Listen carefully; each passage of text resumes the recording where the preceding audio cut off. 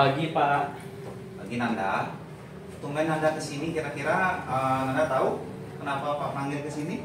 Tahu, mungkin karena saya tadi mencontek Contek mata pelajaran.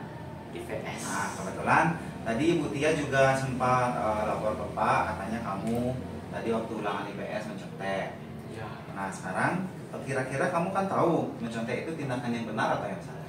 salah. Salah. Tapi kamu tahu dan sudah sadar bahwa mencontek itu tindakan salah, tapi masih tetap kamu lakukan. Pasti ada alasannya kan? Iya. Nah, kira-kira apa alasannya? Coba ceritain. Kemarin saya main HP sampai malam, lupa belajar. Coba belajar, jadi nggak bisa jawab, Iya. hanya mencontek. Nah, karena kamu kemarin nggak belajar, terus nggak bisa jawab, makanya mencontek. Jadi sekarang Pak tanya, kamu masih ingat keyakinan kelas yang waktu kita buat di pertemuan pertama kemarin? Contohnya apa? Masih yang saya ingat jujur, bertanggung jawab, dan mandiri. Jujur, bertanggung jawab, dan Dan mandiri. Nah, kira-kira kalau dengan tindakan kamu mencontek itu, dari keyakinan kelas jujur, bertanggung jawab, mandiri, kamu sudah melanggar yang mana? yang jujur. Jujur. Karena kalau kamu mencontek berarti kamu tidak jujur dengan diri sendiri, tidak jujur dengan gurunya. Ya. Jadi kamu sudah tahu bahwa kamu melanggar keyakinan yang jujur. Nah, kamu kira-kira yakin tidak atau menurut kamu nilai jujur itu penting tidak kamu terapkan pada diri kamu? Kamu Penting. yakin dengan nilai jujur? Yakin. Yakin. Kalau sudah yakin dengan nilai jujur berarti kira-kira bagaimana atau apa yang akan kamu lakukan supaya memiliki atau menerapkan nilai atau keyakinan jujur di diri kamu? Saya nggak akan main HP sampai malam lagi dan belajar sesuai dengan yang diajari.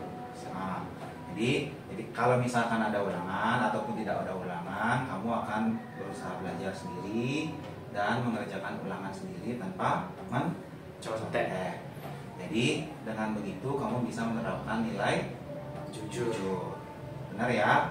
Pak tunggu nanti perubahannya. Semoga nanti Wananda tidak mencontek lagi, bisa mengerjakan ulangan sendiri. Nah, jadi kamu sudah bisa menemukan solusi atas masalah kamu. Tetap semangat dan semoga tidak terulang lagi. Ya? Ya. Siap? Siap. Siap. Oke, kalau begitu sekarang Anda boleh kembali ke kelas. Terima kasih. Om Swastiastu. Halo semua, perkenalkan nama saya Gusti Ngurah Nanda Brodistira dan saya dari kelas 8A. Setelah saya mengikuti diskusi dengan Pak Wes, saya lebih tahu tentang kesalahan dari diri saya dan saya tidak akan mengulangi kesalahan tersebut. Dan yang saya dapat dari diskusi dengan Pak Wes, saya lebih tahu tentang kesalahan saya dan saya tidak akan mengulangi kesalahan saya dan saya akan belajar lebih giat lagi dan tidak akan main HP sampai jam 1 malam. Terima kasih.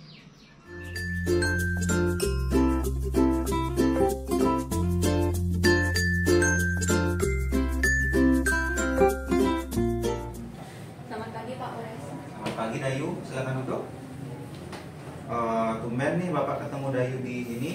Kira-kira Dayu tahu kenapa Bapak panggil ke sini? Karena saya terlambat ya Pak.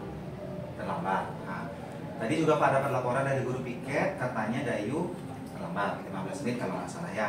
Kira-kira Dayu masih ingat sudah berapa kali terlambat? Sudah 3 kali. 3 kali. Nah, kira-kira menurut Dayu kalau datang terlambat ke sekolah itu tindakan yang salah atau tindakan yang benar? Salah Pak. Salah. Terus berarti Dayu bisa nih mengakui kesalahannya. Jadi sudah sadar bahwa datang terlambat itu ke sekolah salah kan itu. Tapi Pak juga tahu pasti Dayu melakukan itu dengan alasan, jadi punya alasannya kan. Bisa diceritain kenapa datang terlambat ke sekolah? Saya bangun kesiangan, jadinya saya tertinggal angkot. Kamu kesiangan. Jadi Dayu datang ke sekolah terlambat karena bangun kesiangan. Kira-kira kenapa bisa bangun kesiangan? Semalam saya begadang, nonton televisi dan bermain handphone. Nonton televisi dan bermain handphone. Oke, handphone. Kira-kira sampai jam berapa tuh begadangnya? Sekitar jam 12 malam. Jam 12 malam. Nah, berarti Bapak tidak akan menyalahkan di sini. Kita cari solusinya atas masalah Dayu karena ada laporan beberapa kali terlambat kan. Nah, kira-kira kalau misalkan Pak boleh tanya, kita kan kemarin sudah membuat keyakinan kelas. Dari keyakinan kelas yang sudah kita buat, kira-kira kalau misalkan Dayu datang terlambat itu, Dayu udah melanggar keyakinan yang mana? Disiplin dan tepat waktu. Disiplin dan tepat waktu. Nah, kalau misalkan Dayu udah tahu melanggar keyakinan disiplin dan tepat waktu, berarti kalau misalkan Pak tanya lagi, Dayu sebenarnya yakin nggak atau merasa penting nggak keyakinan disiplin dan tepat waktu itu? Yakin Pak. Untuk diri sendiri. Mungkin. Ya, karena dengan disiplin dan tepat waktu itu kan kita akan bisa menghargai diri sendiri, menghargai orang lain, kan itu tugas tidak akan menumpuk dan lain sebagainya. Nah, kalau misalkan Dayu udah yakin bahwa Dayu perlu menerapkan keyakinan disiplin dan tepat waktu itu, kira-kira ke depannya nanti supaya Dayu tidak terlambat lagi, agar tidak ada laporan lagi dari guru piketnya bahwa Dayu terlambat, kira-kira apa yang akan Dayu lakukan? Saya akan berhenti begadang dan akan nyalain alarm agar bisa bangun lebih pagi. Nah, jadi kalau misalkan sudah tahu besok ada sekolah, jadi jangan begadang dan sebaiknya setel alarm. Kira-kira selain tidak begadang dan setel alarm, apa lagi yang bisa dilakukan? Meminta tolong kepada ibu saya untuk membangunkan. Nah, jadi bisa minta tolong sama ibu agar paginya dibangunkan. Nah, Dayu udah tahu apa yang mau dilakukan. Kalau misalkan Pak tanya, mulai kapan itu akan dilakukan? Mulai nanti malam dan seterusnya. Nanti malam dan seterusnya. Apalagi sekarang sudah dekat dengan penilaian akhir kan, jadi tidak boleh datang terlambat. Nah, jadi Dayu sudah bisa nih menemukan apa yang harus dilakukan, kenapa tidak boleh terlambat lagi, kan gitu ya, sudah tahu. Jadi Pak tunggu nanti perubahannya, semoga mulai besok Dayu sudah tidak terlambat lagi, tidak ada laporan lagi bahwa Dayu terlambat. Ya, kira-kira sanggup? Sanggup Pak. Sanggup, janji? Janji. Oke, kalau sudah sanggup dan janji, Pak tunggu nanti perubahannya. Sekarang Dayu boleh kembali ke kelas. Ya. Permisi Pak. Ya. Halo semuanya, perkenalkan nama saya Idayu Atalia Udentari. Jadi di sini saya akan mengungkapkan bagaimana perasaan saya setelah mendapatkan bimbingan konseling dari guru pembimbing atas masalah yang saya hadapi, yakni sering datang terlambat ke sekolah. Yang saya rasakan pertama adalah ketenangan, merasa diri menjadi lebih tenang dan lega setelah mendapat berbicara kepada konselor dan mengeluarkan semua masalah atau memberitahu semua masalah yang saya hadapi.